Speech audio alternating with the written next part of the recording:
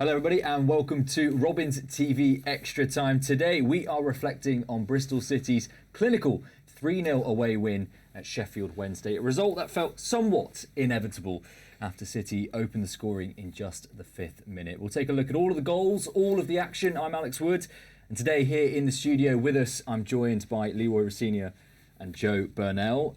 Chaps, say it was a potential banana skin of a game in some ways in terms of the circumstances as City were playing Wednesday, but we need not have worried in the end. Joe, what did you make of it? I thought we were obviously the better side, reflected in the result. I think it was a relatively easy win for us. All being said, we had to do the basics, which we did. We stood up to whatever they offered us, and I think just the class showed in the end. And actually, away games, perfect away game. It really was, yeah. I mean, is that pretty much the description, short and sweet? It did, but I just think that everything just came together after the international break, because after the win against Hull, we were worried about whether to keep the momentum, and then you see the same team as 2 weeks ago, by the way.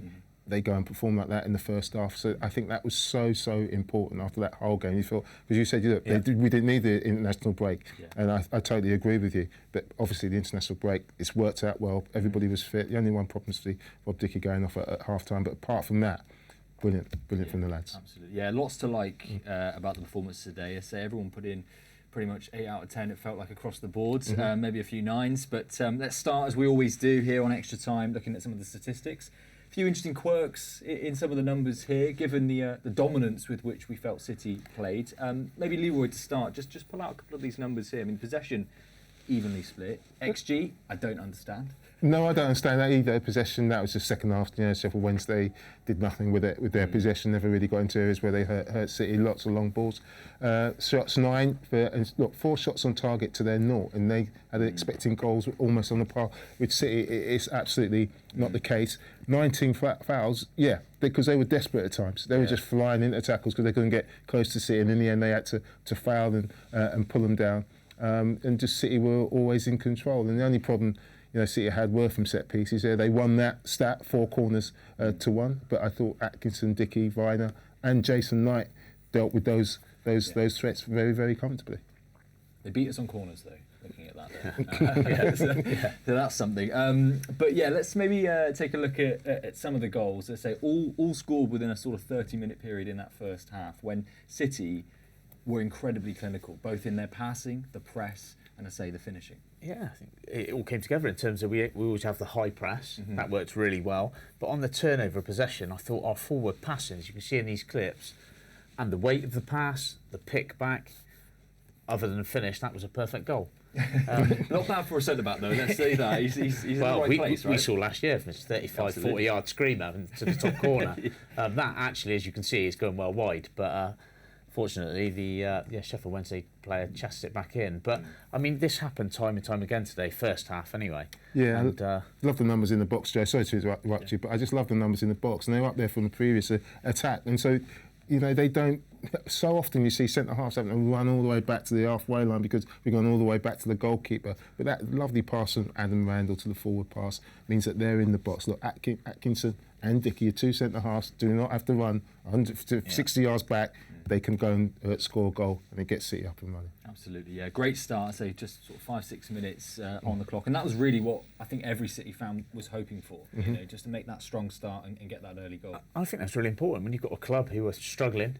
Obviously, financially off the pitch. On the pitch, you haven't got the best squad. They had short on players. It was important we started well today. Got that early goal, which we did within a matter of minutes. And they did really show how fragile they were, I thought, for Wednesday thereafter. Absolutely. And the next goal, I just wanted to start off the still. I just don't want us to run it. I just wanted to just go into it and go from where the goal came from. And if you look here, this is from City's press, and the key man here on this occasion is that's Anis Mehmeti.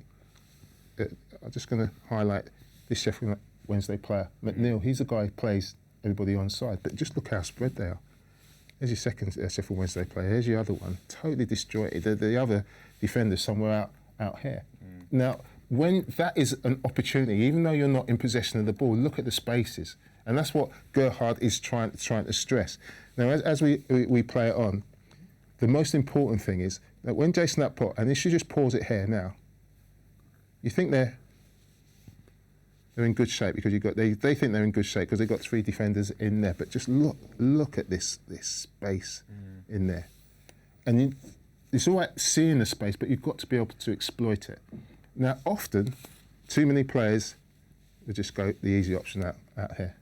Or turn back. Or turn back. And it's a sideways pass. And that, for me, is a sideways pass. But Jason, he knows what he wants to do, and his first thought is, can I get it into his feet? And that's what creates the opportunity. Now, if we play it on from there, now you've got to show a little bit of quality, and they do. And Maurice gets himself into a really nice position. Simple slip pass, Joe, and a great finish.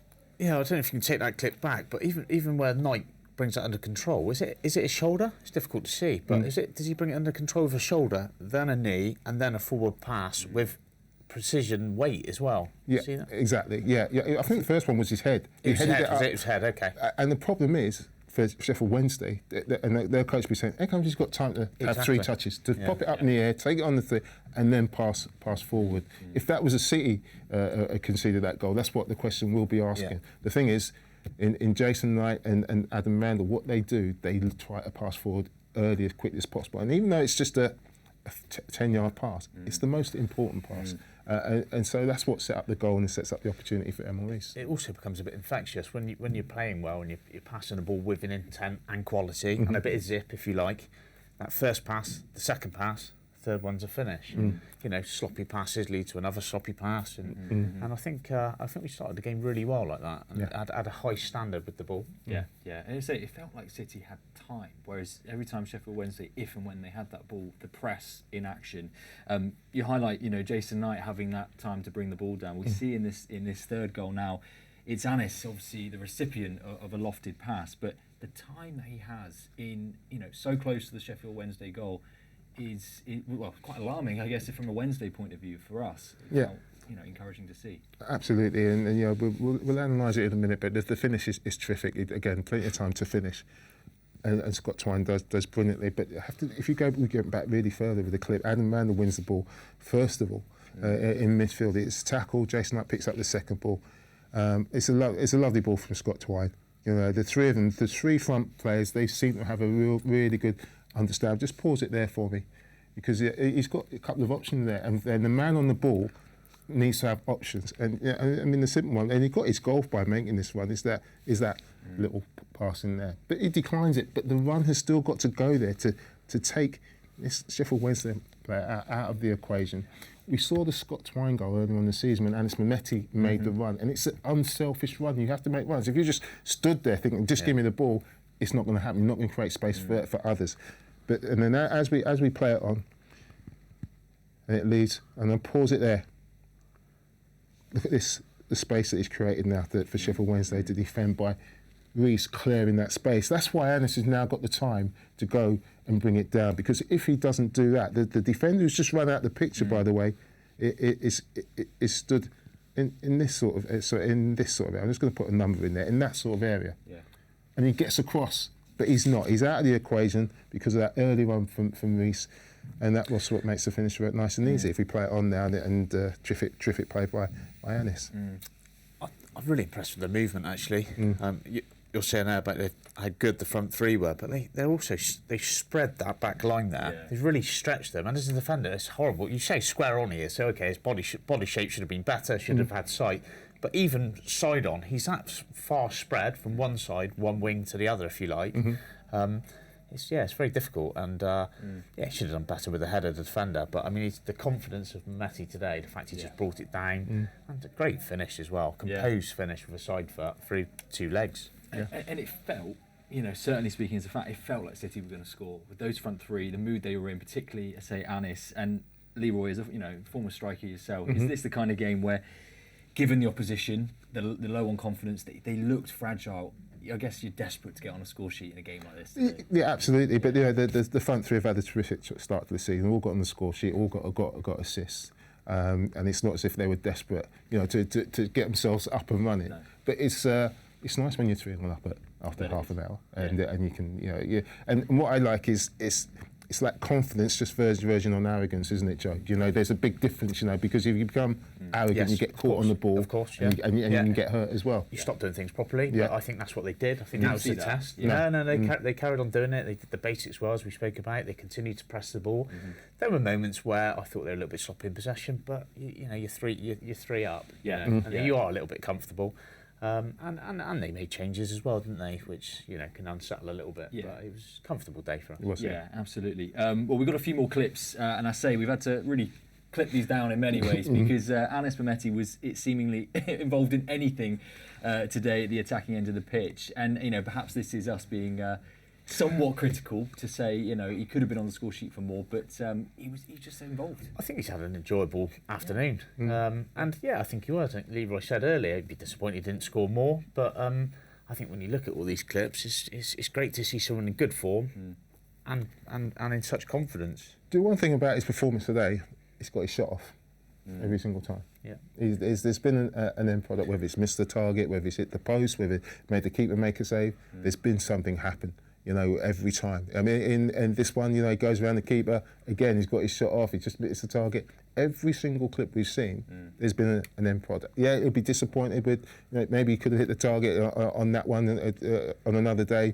8 times out of 10, and he knocks that in, by the way. I know it's a tight angle, but, you know, every single time he's tried to stick it in the back of the net, and you can only praise that. Was that an opportunity whereby, because he's so confident, he took on the keeper? Maybe if he had less confidence, he'd just tap it in? Exactly. You know, take it early and just try to slide it in. Because the big side of the goal is to the keeper's right. If he just dances around it, uses his feet. This is just instinctive. You know, again, he knows where the goal is. And all he knows is just going to try and hit it on target, and he expects it to hit the back of it. I think he's actually run away to celebrate it as he's hit it. He's actually, that's why he's disappointed. But you know what? We're picking. They were good efforts, though. I think, you know, like hard load majority of his shots. Exactly. That's not an easy finish by any means, you know, to get that angle. No, exactly. And again, you know, and he found himself in the box, and this time he faces up. The defender gets himself. He creates a space himself, and the defenders actually trip over each other. And again, he'll be disappointed he didn't hit the target. But look, he was a real thorn in their backside throughout this game, and they'll be delighted to see the back of him. Yeah, absolutely. Yeah, I say on another day, what could have been for Anis, but certainly 3 goals to the good, and a goal and assist. He'll be happy. Anything else to highlight? I mean, you mentioned actually in commentary and Leroy, I think when we were discussing the match, you don't see it so much in the clips. You know, we've highlighted a lot of the attacking end product today, but actually defensively, winning those first balls, you know, aerially today. Rob Atkinson, Rob Dickey, I know he went off in the sort of second half, but such a strong performance that set that tone, didn't it? I can't remember us losing an aerial duel today. No. I think from set pieces, which I think they had more corners than us, but I can't remember us losing one header today. And I think you build all performances are built on platforms, and I think you can't underestimate the press we had, the winning of the first balls, and I think that allowed us to push on and deliver that performance. Yeah, I don't know if we had the clip, but there was a moment in the first half where Zach Reiner went bombing forward, and he just carried on his run. They lost the ball, and it was Sykes who gave him, I think, misplaced the ball. He didn't have a stop to have a go. He sprinted back into Zach Reiner's position. There it is now. You see Zach Reiner, he runs forward, he loses the ball, they lose the ball. Look at Sykes on that. Look how quickly he gets back in. Look how quickly and now look what it does to the opposition. They go sideways. Yeah. And those little things now give yourself a platform. There's too many, and you wait for a split second, Joe. That's 5 yards. But Sykes, he bang straight back in. Don't worry about it. Right, my mate's out of position. There's a real camaraderie about the team, and those are the things that aren't obvious but are really important to an away performance at something like Sheffield Wednesday. And I know we're running low on time here. It was a case of job done, but we also saw a debut, didn't we? Just for the final 5 minutes, no clips. I mean, but he came on. That's a couple of touches. Didn't lose the ball. No. Yeah, absolutely pretty tight. And maybe we'll see him again in action next Sunday, of course, when Bristol City return to Ashton Gate. So looking good. It's early days, but flying high in the table at the moment. 5 games, still unbeaten, and full of confidence. Is that what you're expecting next Sunday? It is, yeah. But I'd also be expecting no changes next week. You know, the team again today has performed, and it is all about competition for places. But McCrory's been fantastic. I think his form's been excellent, and I I think there's a lot of people on the bench, including the new signings, will have to be patient. And, long may that continue, because, we're winning at the moment in good form. So. Yeah.